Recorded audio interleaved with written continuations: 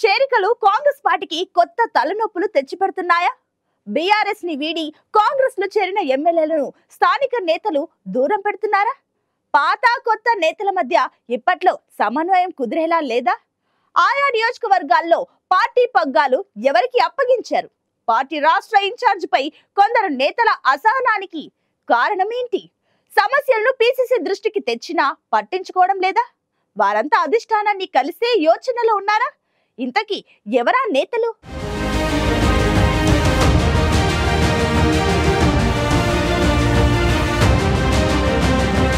Tea Congress లో పాత కొత్త నేతల మధ్య వార్ కొనసాగుతూనే ఉంది. కష్టకాలంలో పార్టీకి అండగా ఉండి జెండా మోసిన నేతలను కాదని వలస వచ్చిన నేతలకు ప్రాధాన్యం ఇస్తున్నారనే విమర్శలు ఎక్కువయ్యాయి.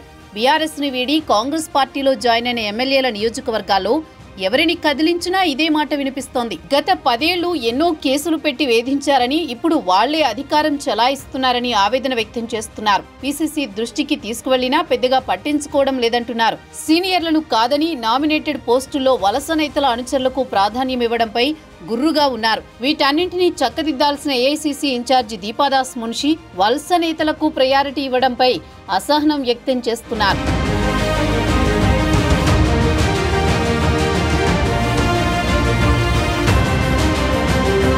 కాంగ్రెస్ ప్రభుత్వం ఇటీవలే ఏడాది కాలం పూర్తి చేసుకుంది. ప్రజాపాలన విజయోత్సవాల పేరుతో రాష్ట్ర వ్యాప్తంగా సంబరాలు జరిపింది.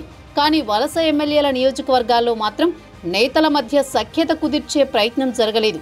ఇంకా ఆ 10 నియోజకవర్గాల్లో గ్రూపు రాజకీయాలే నడుస్తున్నాయి. ఎవరి గ్రూపు వాళ్లదే, ఎవరి రాజకీయం వాళ్లదే అన్నట్టు ఉంది. అయినా పార్టీ పెద్దలు దృష్టి పెట్టడం లేదని పటాన్ చెరువు నేత బాహాటంగానే కామెంట్స్ చేశారు. బోధన్, గద్వాల్, జగిత్యాల, స్టేషన్ ఘన్పూర్, చేవెళ్ల, ఖైరతాబాద్, శేరిలింగంపల్లి, భద్రాచలం, రాజేంద్రనగర్, పటాన్ చెరువు నియోజకవర్గాల్లో బీఆర్ఎస్ నుంచి వచ్చిన ఎమ్మెల్యేలు వాళ్ల అనుచర గణమే పెత్తనం చెలాయిస్తున్నారని అంటున్నారు. ఎన్నిసార్లు పార్టీ పెద్దలకు చెప్పినా తమ గోడును పట్టించుకోవట్లేదని చెబుతున్నారు.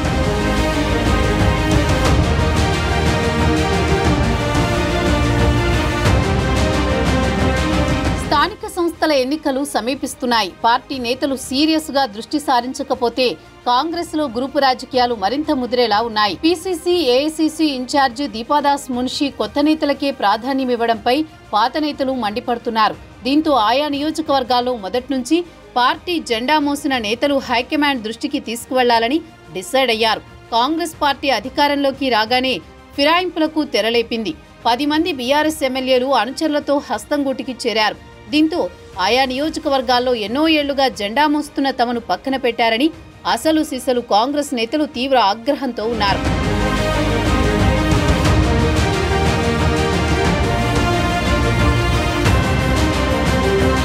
నియోజకవర్గంలో తమకు ఎదురవుతున్న సమస్యలను దీపాదాస్ మున్షి ఎన్నిసార్లు చెప్పినా లైట్ తీసుకున్నారని అంటున్నారు.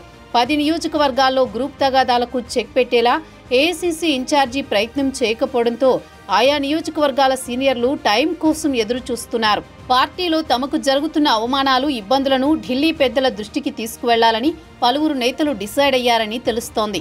ఈ విషయాలన్నీ హైకమాండ్ చెవిన వేసేలా స్కెచ్ వేస్తున్నారు. దీపాదాస్ మున్షి ఏకపక్షంగా వ్యవహరించడంపై ఫిర్యాదుకు కొందరు సిద్ధమవుతున్నారనే ప్రచారం జరుగుతోంది. మరి ముందే జాగ్రత్త పడి ఆ నియోజకవర్గాల్లో నేతల మధ్య సయోధ్యకు పీసీసీ రంగంలోకి దిగుతుందా? దీపాదాస్ మున్షి అందరినీ పిలిపించి మాట్లాడతారా? హస్తం పార్టీలో ఏం జరుగుతుందో చూడాలి మరి.